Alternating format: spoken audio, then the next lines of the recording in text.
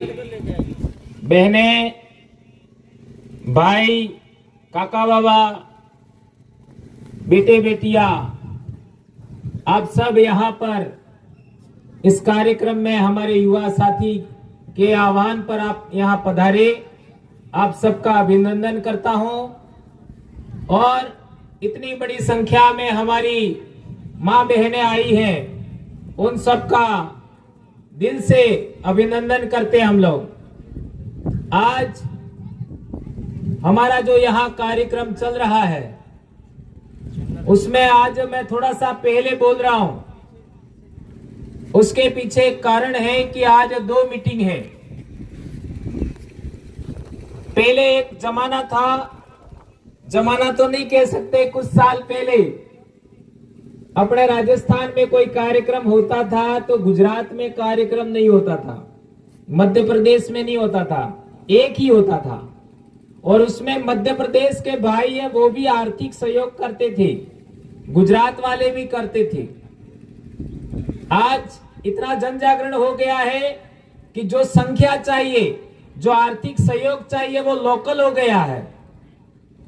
पूरे जिले के लोगों को भी सहयोग करने की जरूरत नहीं होता है, पूरे हमारे 3-4 जिलों के भी सहयोग करने की आवश्यकता नहीं पड़ती है। इतना बड़ा हमारा कारवां आगे बढ़ गया है, उसमें आप सबका बहुत योगदान है। और आज हम लोग ये 3-4 पालों के बीच में हम लोग यहाँ पर कार्यक्रम कर रहे हैं। यहाँ पर हमारा कार्यक्रम जो वार्षिक कार्यक्रम था आदिवासी परिवार स्थापना का, वो यहाँ पर कार्यक्रम करने का था, लेकिन थोड़ा सा दुर्घटना की वजह से हम उसको कर नहीं पाए, इसलिए हम लोग आज कार्यक्रम कर रहे हैं। तो आज ही के दिन एक दूसरा कार्यक्रम बांसवाड़ा में भी है, वो ट्रेनिंग का है, तो उसमें मुझे जाना है, इसलिए मैं थोड़ा पहले बोल रहा हूं। तो हमारे बहुत सारे वक्ता लोग हैं, वो आपको पिन पॉइंट जानकारी देंगे। हमारे दिल्ली से मैडम और हमारे Jitendra doctor sir, professor sir वो भी आए हैं, अर्जुन भाई आए हैं, वो भी आपके बीच में बात रखेंगे। और हमारे बबीता मैम है और बहुत सारे भाई हमारे यहाँ पर बीच में आ रहे हैं। भाई गिरवा से अमित भी आ रहा है, अपना जितेश भी है और बहुत सारे वक्ता हैं। अभी आप देख लीजिए, थोड़ी देर पहले दीक्षा ने 2-5 बातें आपके बीच में रखी। ये छोटी उम्र के बच्चे पिन पॉइंट जानकारी अभी रख रहे हैं। और जब जो समाज के बीच में आर्टिकल 2441 के बारे में कई अधिकारी कर्मचारी भी नहीं जानते, आज हमारे छोटे छोटे बच्चे जो पढ़ रहे हैं वो बात ये जानकारी रख रहे हैं और बोल रहे हैं। ये आप सबकी मेहरबानी से हुआ है, आप सबके साथ सहयोग से हुआ है, ऐसा हम कहना चाहते हैं। दोस्तों, ये जो हम लोग आज जहां बैठे हैं, इस इलाके में हमारे पूर्वज राजा हुआ करते थे और हमारा अंतिम राजा था सोनारा भील। कौन कौन जानते हो? हमारा राजा था, हमारा पूर्वज सोनारा भील 13वीं शताब्दी तक। और 13वीं शताब्दी में सोनारा भील को हरा करके राठौड़ों ने इस इलाके के अंदर अपना राज कायम किया। और राठौड़ों के बाद आपका सिसोदिया वंश, जिसका चुंडावत और आपका ये जो सलूम्बर में जो वर्तमान में जागीरदार हैं, उनके पूर्वजों ने यहां अपनी जागीरदारी कायम किया। चुंडावत और शक्तावत 2 बड़ी शाखाएं हैं। तो मेरे कहने का मतलब यह है कि चुंडावतों और शक्तावतों से पहले यहां पर राठौड़ों का राज था, और राठौड़ों से पहले किसका राज था? भीलों का राज था। और भीलों का अंतिम राजा कौन था? सोनारा भील। यह हमें नहीं भूलना चाहिए। आज भी सोनारा भील के नाम पर बहुत कुछ अवशेष है। उनकी पत्नी के नाम पर आपका मंदिर भी बना हुआ है और वहां पर हमारे दायमा परिवार के लोग हैं, आज भी सेवा पूजा का काम करते हैं, यह आप सब जानते हो। वहां पर कुछ 1-2 साल पहले की घटना है, वहां पर हमारे आदिवासी धर्म ध्वजा चढ़ाने को लेकर विवाद हुआ था और कई लोगों ने हमारे समाज को गुमराह किया कि हमारा ये ध्वज है, हमारा ये ध्वज है। अरे हमारे समाज में धर्म ध्वजा जिसको हम लोग नेजा बोलते हैं, लेसड़ी बोलते हैं, वो कौन सी है ये पहले तो समझो। पूरे आदिवासी बेल्ट में आपका मारवाड़ से लगा करके, आपका अजमेर से लगा करके, आपका बॉम्बे तक चले जाओ, गुजरात से लगा करके ये गोंड आदिवासियों के इलाके तक चले जाओ, आदिवासियों का धर्म ध्वजा, आपका नेजा, आपका लेसड़ी एक जैसी है, एक जैसी लेसड़ी। गोंड आदिवासियों की लेसड़ी और आपका रामा पीर की लेसड़ी भी एक जैसी है। इस बात को हमें समझना पड़ेगा। हमारे पूर्वजों की लेसड़ी के अंदर सूरज, चंद्रमा और तारावली होती है। ये देख लो, यहां कहीं ध्वजा लगी थी, यहां ऊपर है शायद, ये देख लीजिए। उसके अंदर सूर्य भी होता है और चंद्रमा भी होता है और तारावली भी होती है। और ये दो प्रकार का होता है। एक सफेद नेजा होता है, वो पुरुष का प्रतीक है, और लाल नेजा है, वो महिला का प्रतीक होता है। यह आदिवासियों की धर्म ध्वजा है। और एक महत्वपूर्ण बात, हमारे जहां पर भी कुआं खोदते हैं तो नया पानी आता है तो सबसे पहले हमारी कौन सा धर्म ध्वजा लगाते हैं? हरे रंग की लगाते हैं, इसके अलावा दूसरी नहीं लगाते।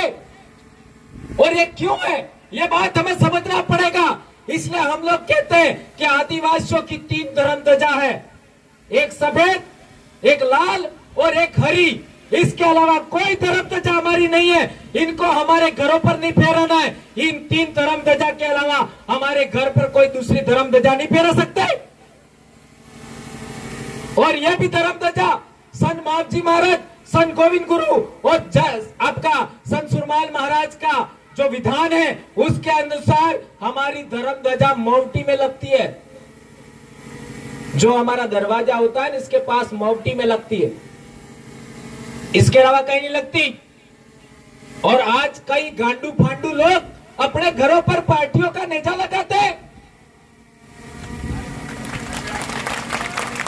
अरे तुम्हारे बाप क्या लगाते थे? कुछ तो अक्ल रखो। तुम तुम्हारे माँ बाप के बच्चे हो कि नहीं हो, यह समझो पहले। यदि तुम तुम्हारे माँ बाप के बच्चे हो तो तुम तुम्हारे घर पर तुम्हारे नेजा कौन सा लगाते? धर्म ध्वजा कौन सा लगाते? जो हमारे बाप दादाओं का है वही लगाते। इसलिए इस बात को समझिए। और हम कहना चाहते हैं, आप लोग भी पालवी हो, मैं भी पालवी हूं, और पालवी लोग किसी के गुलाम नहीं हो सकते। आप लोग किसी समाज का गुलाम नहीं हो सकते। हमें आजाद सोच रखनी है। हमारे बाप दादा किसी के गुलाम नहीं थे। हम राजाओं की संतान है। हमारे बाप दादा राजा थे, महाराजा थे, रानियां थी, उनकी औलाद है हम लोग। और आज लोग, तुम लोग संगठनों के गुलाम हो रहे हो, पार्टियों के गुलाम हो रहे हो, धर्म के गुलाम हो रहे हो। सभी के सभी धर्म बाहर के हैं। हमारा कोई धर्म है तो आदिवासी धर्म है। यह धर्म ध्वजा किसी दूसरे समाज के घर पे होती है क्या? यह देख लो, दूसरे समाज के लोग हैं, ये धर्म ध्वजा उसके घर पर कभी नहीं लगाते हैं। यह बात हमें समझना पड़ेगा। यह हमारे धर्म की निशानी है, आदिवासी धर्म की निशानी है। ये बात हमें समझना पड़ेगा। देश आजाद हुआ, इसके बाद 1950 में संविधान बना। उस जमाने के लोग भी हमारे बीच में होंगे। मेरा ताऊ जी, मेरा बाबा 1932 का जन्म है, अभी भी जिंदा है। आपके बीच में भी बहुत सारे बुजुर्ग बैठे हैं, वो देश आजाद होने से पहले का इनका जन्म है। मैं आप लोगों से सवाल करना चाहता हूं, सभी संगठन के आदिवासियों से सवाल करता हूं, सभी पार्टी के आदिवासियों से सवाल करता हूं, सभी धर्म मानने वाले आदिवासियों से सवाल करता हूं। मेरे सवाल का जवाब दीजिए कि 1950 में आदिवासी के पास जितनी जमीन थी, क्या आज उतनी जमीन है कि नहीं है? नहीं है। तो जमीन तो अजर अमर है, आसमान में उड़ गई क्या? है? कहां गई? देश आजाद होने से पहले अंग्रेज लोगों ने हमसे वन कानून बनाया, वन विभाग बनाया और आदिवासियों से जंगल छीन लिए। हजारों साल से आदिवासियों का विरासत, आदिवासियों का अधिकार, जंगल का विशेषाधिकार था आदिवासियों के पास। और अंग्रेज लोगों ने वन विभाग बना करके, वन का भूमि बना करके हमारे से जंगल का अधिकार छीन लिया। हमारा आधा पेट जंगल से भरता था। आज हम लोग कमजोर हुए, उसके पीछे सबसे बड़ा कारण है जंगल का कानून। और जंगल की वजह से हमारे को पौष्टिक भोजन नहीं मिलता है। ये अंग्रेजों ने हमसे जंगल का कानून बना करके जंगल छीना था, वो कानून आज भी जिंदा है, चल रहा है। इस पर एक भी नेता नहीं बोलता, इस पर एक भी धर्म वाला नहीं बोलता, इस पर एक भी संगठनकर्ता नहीं बोलता। आप लोगों को इस पर बोलना होगा। तो मैं कहना चाहता हूं कि 1950 के बाद हमसे सरकारों ने भी जमीन छीनी।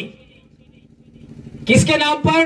डैम बनाने के नाम पर, नहर बनाने के नाम पर, सड़क बनाने के नाम पर, अभयारण्य बनाने के नाम पर, टाइगर प्रोजेक्ट के नाम पर, शहर बसाने के नाम पर, पेरीफेरिया एरिया के नाम पर, उद्योग धंधे लगाने के नाम पर, न जाने किस किस के नाम पर सरकारों ने भी देश के विकास के नाम पर जमीन छीनी।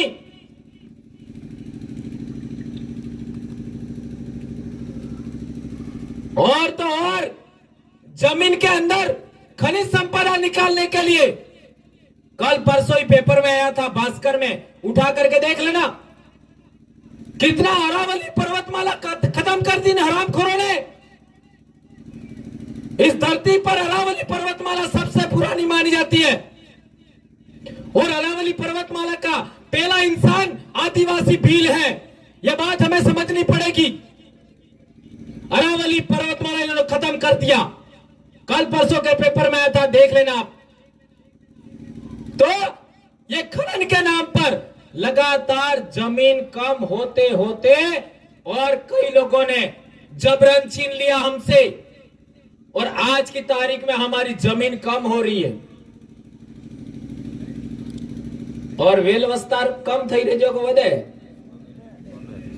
વેલ વિસ્તાર એટલે સમજ में આપજો બાબા, તમને સમજ में આપજો। हाँ, અમે બે જણા થઈને ત્રણેય समझ में आपજો। तो वेल विस्तार तो વધે ने जगह कम थी, तो हमारी आने वाली पीढ़ियां कहां जाएंगी? कहां पर रहेंगे हमारे बच्चे? उनका घर कहां बनेगा? वो खेत खलियान कहां बनाएंगे? कहां रहेंगे? इसके लिए कोई बोलता नहीं है, तो हमें बोलना पड़ेगा, हमें सीखना पड़ेगा। इसलिए आपको पढ़ना होगा। या जितने बेटे बेटियां आई है, सबसे कहना चाहता हूं, हमें अच्छी से अच्छी पढ़ाई लेना है। हमें पढ़ाई से पहले कोई व्रत उपवास नहीं करना है। 12वीं क्लास से पहले कोई बच्चा व्रत उपवास नहीं करेगा। अच्छा खाना है, अच्छा भरपेट भोजन करना है, रोज स्कूल जाना है और अच्छी से अच्छी पढ़ाई लेना है। और हमें डॉक्टर, इंजीनियर, वकील बनना है। जिस दिन आप लोगों ने मंदिर जाना छोड़ दिया, स्कूल जाना शुरू कर दिया और डॉक्टर, इंजीनियर, वकील बनने के लिए आप तैयार हो गए, आप इस देश के राजा बनोगे। कोई माई का लाल आपके सामने देख नहीं सकता। इसलिए मैं कहना चाहता हूं कि हमारी जमीन लगातार कम हो रही है। तो जो जमीन हमसे छीनी है आपका गैर कानूनी तरीके से, वो जमीन वापस आपको लेनी है। जंगल का अधिकार आपको लेना है, पानी का अधिकार जैसा जवाहर जी कह रहे थे वो वापस लेना है। तो आपको इस इलाके का हुक्मरान बनना होगा, आपको शासन करती जमात बनना होगा, आपको शासक वर्ग बनना होगा। आपका इस इलाके के अंदर 17 विधानसभा क्षेत्र है, वहां 70 से 80% आदिवासी है। यहां पर किसी दूसरे की जरूरत नहीं है। इसका मतलब यह नहीं है दूसरे लोग हमको वोट ना करें।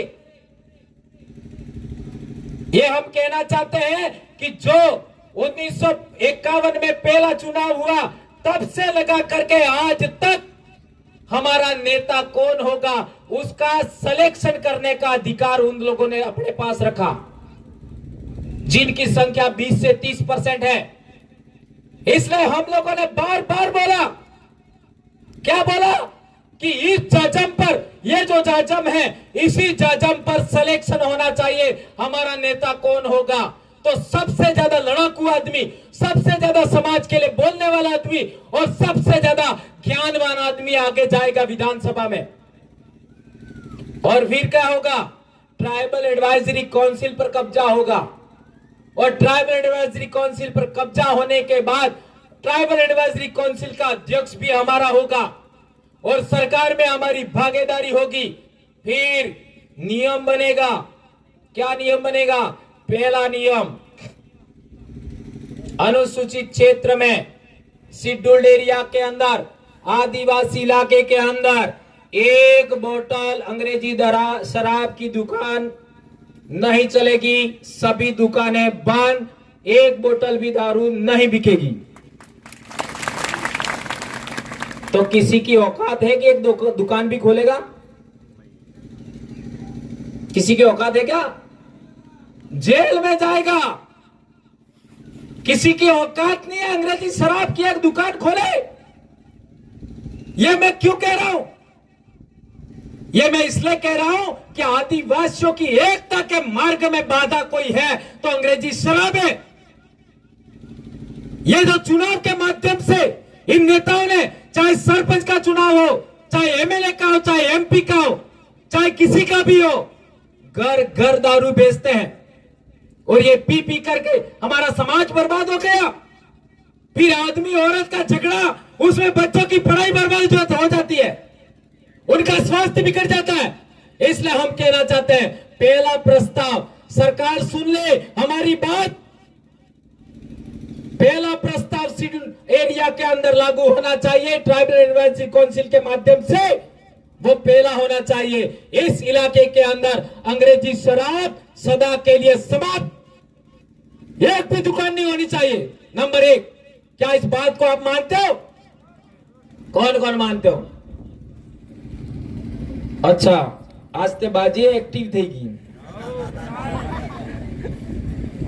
आज बात કોઈ ભાઈ તમાર કે જો ને માદે તો હુવા દીવાનો, પોગ બાદીને બેક ઠોકી દીવાની, પણ વધારે નહીં આવવાનો, એમ થોડોક इलाज કરવાનો હીકો, है ना?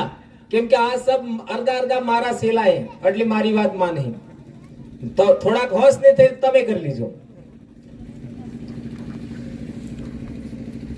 दूसरी अहम बात, आरक्षण की बात।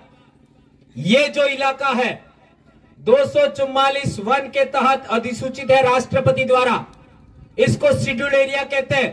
और जो इलाका शेड्यूल एरिया नहीं है, यानी उदयपुर से आगे का, उसको सिविल एरिया बोलते हैं।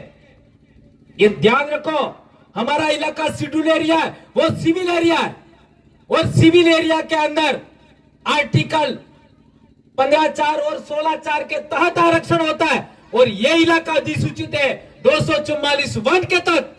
इसलिए हम कहना चाहते हैं कि हमारे इलाके के अंदर आरक्षण, नौकरियों में आरक्षण अनुच्छेद 244 वन के तहत होना चाहिए। यदि ऐसा होता है तो थानेदार तुम्हारा होगा, एसडीएम तुम्हारा होगा, कलेक्टर तुम्हारा होगा, एसपी तुम्हारा होगा, सब तुम्हारा होगा।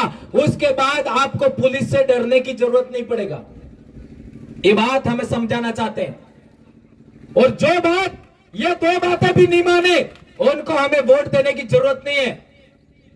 पहले तो पूछो आरक्षण के बारे में क्या कहना चाहते हो, दारू के बारे में क्या कहना चाहते हो, जल जंगल जमीन के बारे में क्या कहना चाहते हो।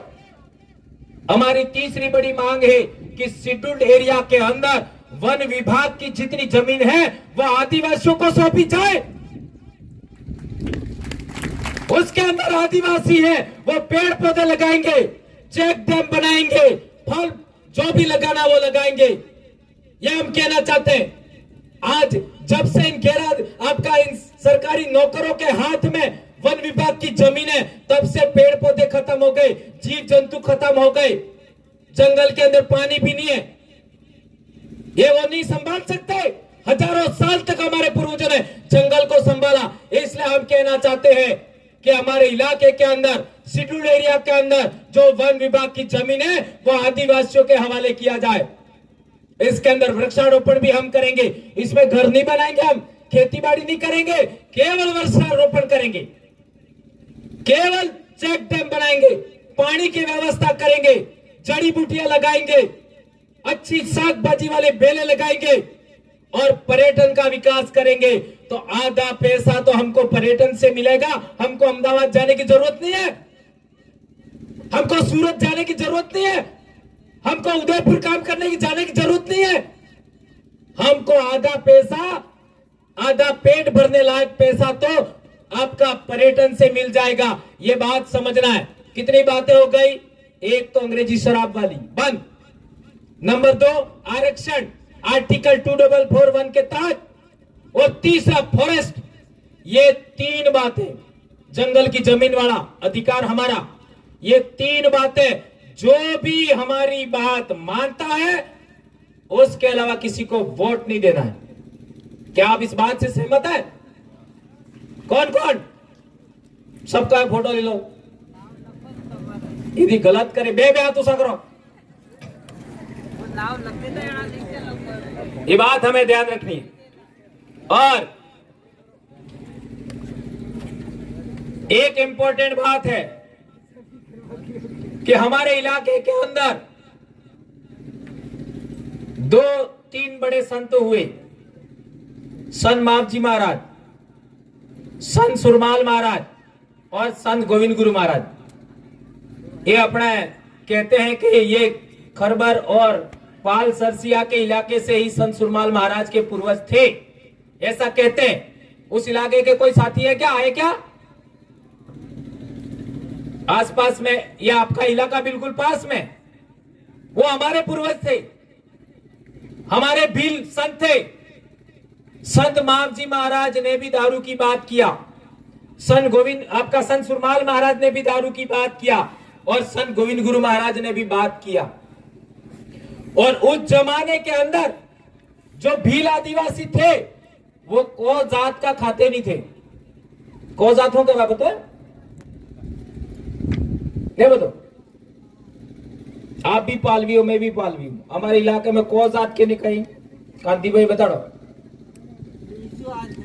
बीजो आदमी, बीजा समाज नो आदमी, बीजा समाज ने आदमी नो हाथ नो नहीं खावानो। तो तुम्हारी इलाका में वो હતો કે नहीं? तो है था। पालों के लोग पहली बात तो पाल की बेटी पाल में ब्याहते थे, पाल की बेटी गांव में ब्याहते नहीं थे। ये ध्यान रखो। गांव की बेटी पाल में लाई जा सकती है, लेकिन पाल की बेटी पाल में ब्याहते थे, क्योंकि बेटी की रक्षा जरूरी है, ऐसा हमारे पूर्वज मानते थे। और पालवी लोग किसी भी गैर आदिवासी के हाथ का बना हुआ भोजन नहीं खाते थे। और आज है, काल परसों उदयपुर में साटी खावा गया था ना, है? अरे कहां जा रहे हो? हमारा बाप क्या था? और वो भी पैकेट, और पैकेट का फोटो भी आया, ये माधव जैसे ने किसी ने भेज दिया। उसमें लिखा हुआ है क्या? पूड़ी ने, पराठे ने, क्या क्या, एक तो कलौंजी क्या था, है? गुड़, ये सब लिखा हुआ आया। अरे हमारे बाप दूसरों का बनाया हुआ भोजन नहीं खाते थे, तो तुम हमारे बाप दादाओं की संतान हो कि नहीं हो? यदि हो तो आप दूसरे के घर का बना हुआ भोजन नहीं खा सकते। ये हमारे बाप दादाओं का रिवाज था, ये परंपरा था, उसे हमें जारी रखना होगा। और हमारे भगत लोग थे कई सारे, आज संत सुरमाल महाराज के कई भगत है, वो इनके साथ ज्यादा है।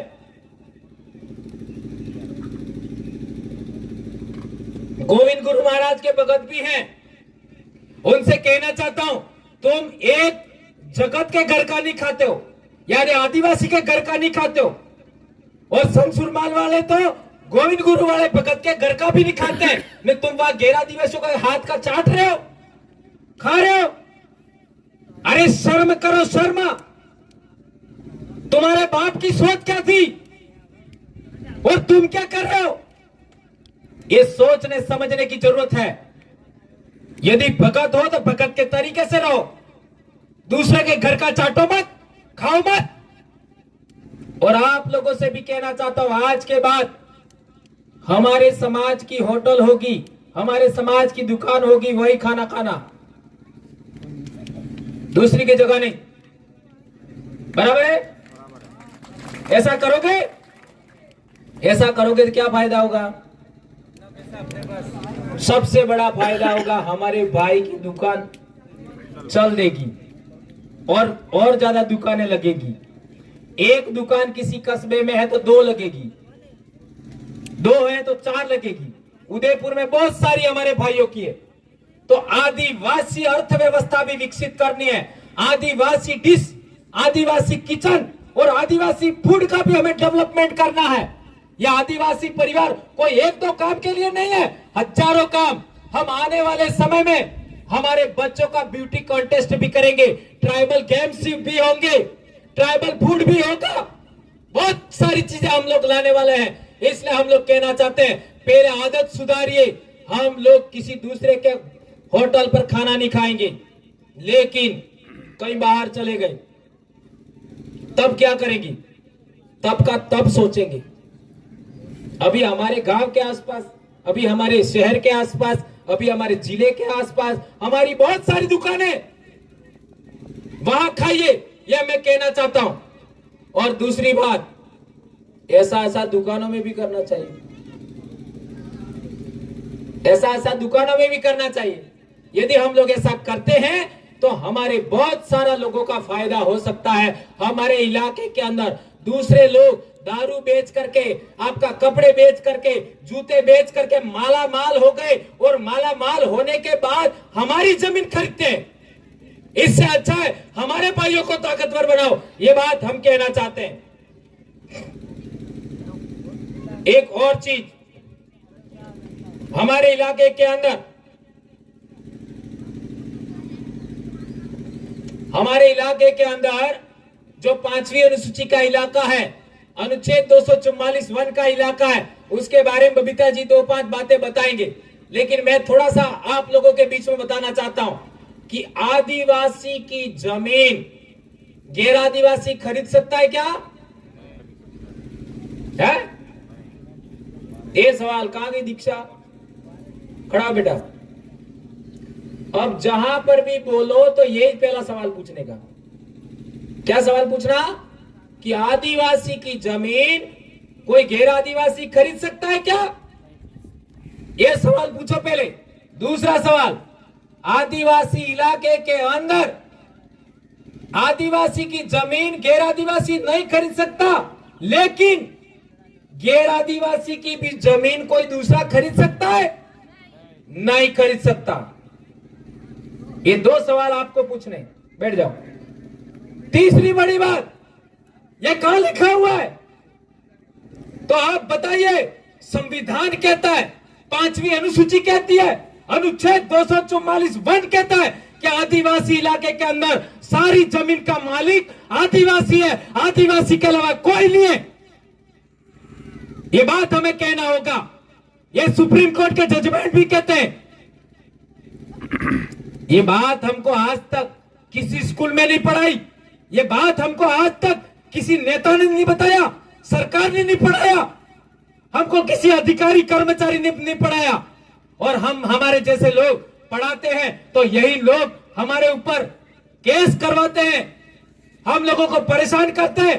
3 से 4 बार मेरे को परेशान किया, एपीओ किया, और तुम्हारे जय समन्वय बोलने की वजह से वहां इसी तरीके के लोग बैठे हुए थे, माता पिता बैठे हुए थे, औरतें भी थी, और उसी दिन कोई व्रत था।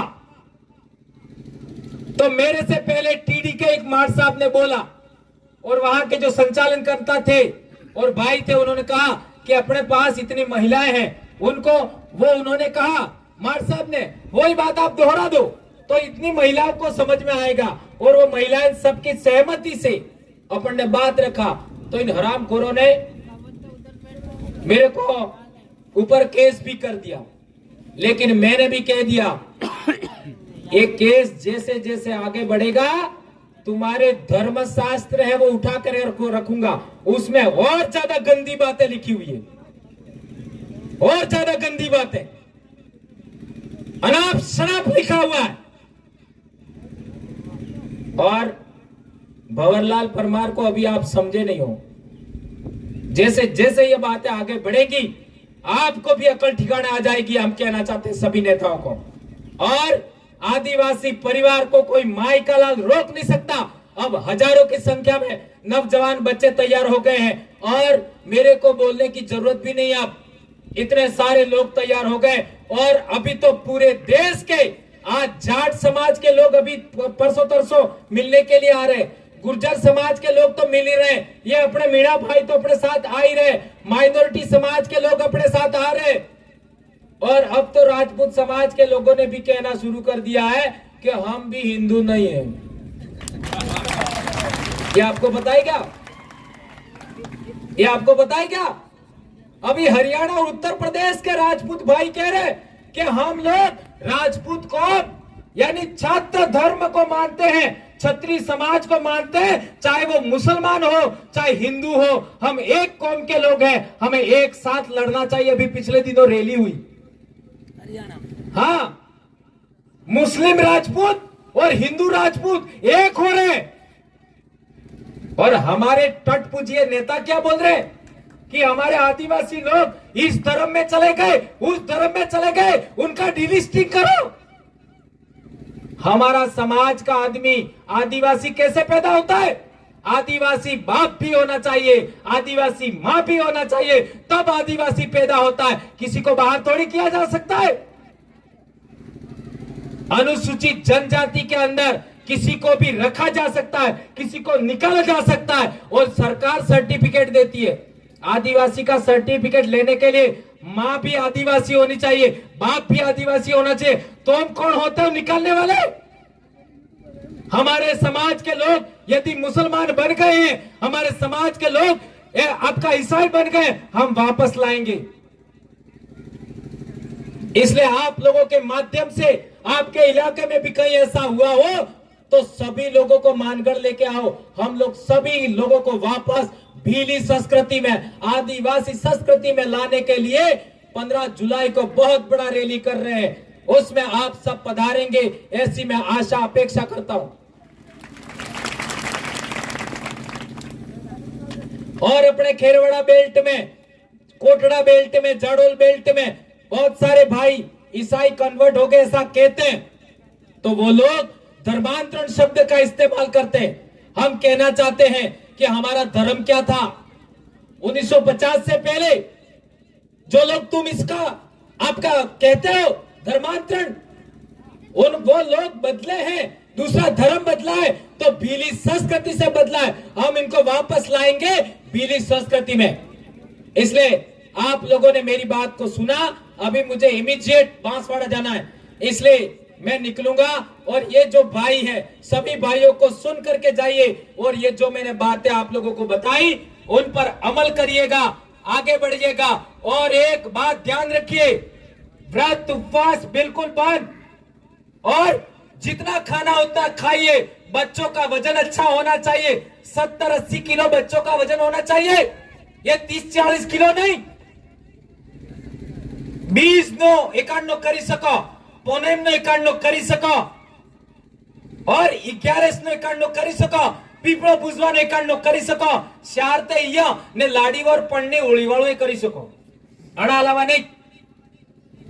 ठीक है, ફલણી આવી આપજી, માકડી આવી આપજી ને ઠીકડી આવી આપજી કરી કરીને આપણો સમાજ નસાડીને બરબાદ કરી નાખજો, ભૂખી રાખીને બરબાદ કરી નાખજો। ये सब बंद कर देना।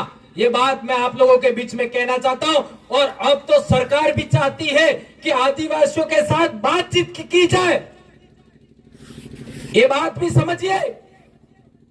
अब हमारा राजस्थान सरकार भी चाहती है कि दक्षिणी राजस्थान के आदिवासियों से बात की जाए। यह आप लोगों की मेहनत का परिणाम है। और हम बात करेंगे कौन से बिंदु पर? पहला बिंदु, हमारे इलाके में दारू समाप्त, खत्म, अंग्रेजी शराब बिल्कुल बंद। दूसरी बात, हमारे इलाके में आरक्षण का मसला 244 वन के अनुरूप। और तीसरी बात, ट्राइबल एडवाइजरी काउंसिल का अध्यक्ष हमारा आदमी होना चाहिए। और चौथी बात, ये जंगल का अधिकार हमको होना चाहिए। ऐसी बातों पर हम बात करेंगे। ये सब चीजें हम लोग आने वाले समय में हमारे समाज की रक्षा के लिए करेंगे और आप लोग सभी साथ देंगे। और इन धर्म वालों के चक्कर में मत पड़ना, व्रत उपवास वालों के चक्कर में मत पड़ना, ये जो छोटे छोटे बातें करने वाले जो नेता नेतियां उनके चक्कर में मत पड़ना। ये बात मैं आप लोगों को कहना चाहता हूं। धन्यवाद। जय जोहार, जय आदिवासी, जय बल प्रदेश, जय भारत, जय संविधान।